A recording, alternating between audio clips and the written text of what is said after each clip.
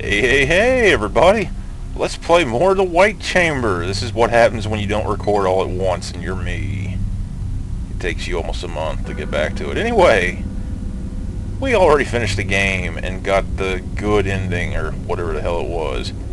But you might wonder, how did we get it? What is the system to getting points? Well, yeah, we're going to explain that. And that's why we're here at the very beginning. Because this is where you get your first 2 points. You already start the game off with 1. Some people seem to think that if you say you know where you are or where you aren't, that determines if you get a point. That doesn't. I've played through this game so many times, it doesn't matter at all. But what matters if you get the second point is this question right here. Do you regret it? If you want that second point, you have to say yes. Let's see here. Let's go to point number 3. That section right here. It's gonna load up. Yeah, here we go. Yeah. I bet that loud noise kind of shocked you a little bit, perhaps. How do you get the point here? What's the point of this again? Well, I got the point in the playthrough is when I hit this with the axe and tried to get him out. That's how you get point number 3. If you don't do that before you flush him, then you fuck yourself out of point 3. Yeah, let's go ahead and go to losing a point. Say you haven't gotten any of the other points other than the one you start off with the game. How do you lose that point? Well, you recognize this, don't you? Yeah, we don't need you to talk right now. I've heard enough of you through this playthrough. Basically, you want to lose the only point you've got, you cut that, and, you know, override, and all that crazy shit happens, and yeah, that's how you lose a point. Let's see, what I think it was on point 4, right? Yeah, point 4. Let's go to point 4. I can't remember if I got this point or not. Basically, before you touch the freezing guy and kill him with your lack of an ass, if you offer to put a blanket on him. A nice thought, but it probably won't help him at this point. That gets you a point.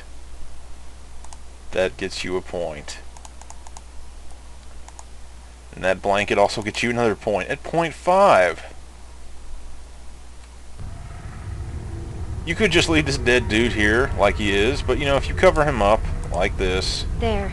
I guess that seems more respectful. Yes, respect equals points, and that's how you get that point. Let's finally go to point 6. We'll go to point 6 now, which isn't long after point 5 when the writing on the wall asks you if you want to risk spreading the disease. If you say no, that means you have a conscience about infecting other people with something that you don't know if you have or not, and you know you get a point for that. And let's go ahead and look at the board, the chalkboard here. Because that chalkboard in that one room is how you know if you've got points. Now, it doesn't just tally them regularly. When you get all 6 points, you might notice that it turns into a picture. Does she have anything to say about that? That's the artifact. I remember now. I'm sure I've seen all of this before. Okay, that was about... But I feel like something is coming. Something different. Something surprising. Oh, yes. Yes. I don't want to wipe away... Yes, that's a good hint about the 6-point ending. A lot of hype, though. And it's really not worth it. Well, let's see. What do I got here? Before we get to the endings, let's go to the Easter eggs here. Here's an Easter egg. At the very beginning of the game, when you get to this place, and it's all dark and shit, you know, you can interact with this, and I think I fooled around with it during the playthrough. You can put this in the comms key, or panel, whatever. And you go to the droid thing. Now, if you put in the code that you shouldn't know at this point in the game, to activate the droid panel, let me see if I can select red here. Yeah, you get this staring at you. I assume it's the guy that we put back together, and you know, his eyes are out. Okay, we can leave. That's that Easter egg right there. Let's see, what else we got? Well, yeah, before I do any other Easter eggs, or endings, or whatever the fuck, here's something. You see this interface panel right here? You push F10. Well, as I was saying before I got cut off, pushing F10 makes Camtasia shut down and save your recording when you're not ready for it to end. That's what F10 does, if you're using Camtasia. Pro tip there. Of course, that has nothing to do with the game. All F10 does when you're playing the game is it makes the interface look like this. It's really not worth that kind of trouble I've just gone through, which isn't really that much trouble, I guess. It doesn't matter. Let's see, last Easter egg that I know about. It would be pressing the home key on your keyboard, and it takes you to this screen, the debug room, where you could basically just, you know, start the game and go immediately to the white chamber and get whatever ending. I don't know, I haven't tested that, and I'm not about to bother. But I will go ahead and do what? What will I do? I don't know. Got the venomous ending. That's let's show the 0 point ending. Yeah, let's load this up. So you've gone through the game and you got rid of the 1 point you had, and you know, you've gone to the white chamber, and here you are at the escape pod. You know, you're ready to get the fuck out of here. Well, here's what happens when you do that.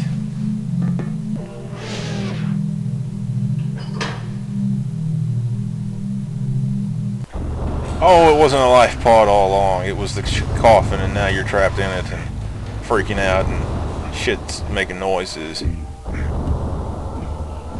And the horde's real. You're not alone. Things are grabbing you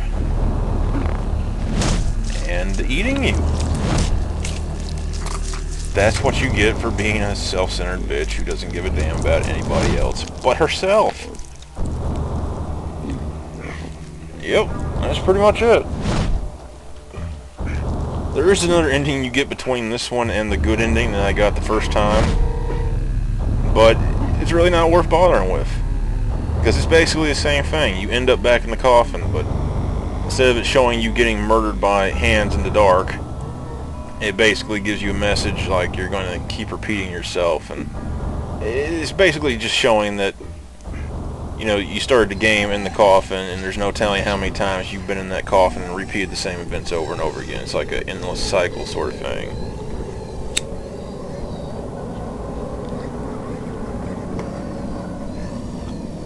I think that's called the damnation ending, because you're damned to play the white chamber over and over again for the rest of your life. This one is what? I forget. This is the tormented ending. I don't know how you endure that when, you know, you're in the coffin and you're pretty much dead. And it tells you about the debug room. Alright. Well, I'd say that's enough. I don't think I could fit... I don't know. Yeah, let's go ahead and try it. Let's load the venomous ending.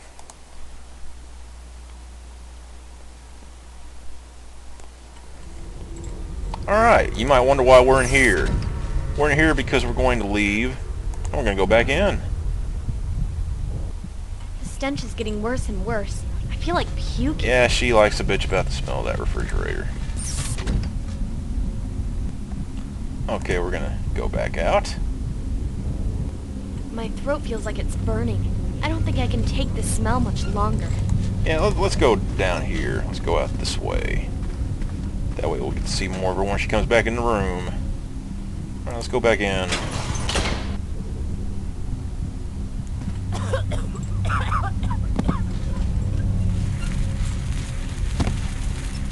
Yes, the smell was so bad it burned the upper part of her face off. That's venomous ending right there. That was kind of stupid, I thought. Alright, let's go ahead and... who am I kidding? I don't think I got time. Next time on this bonus edition of the White Chamber, or whatever the hell you want to call it. This isn't really what I would call content.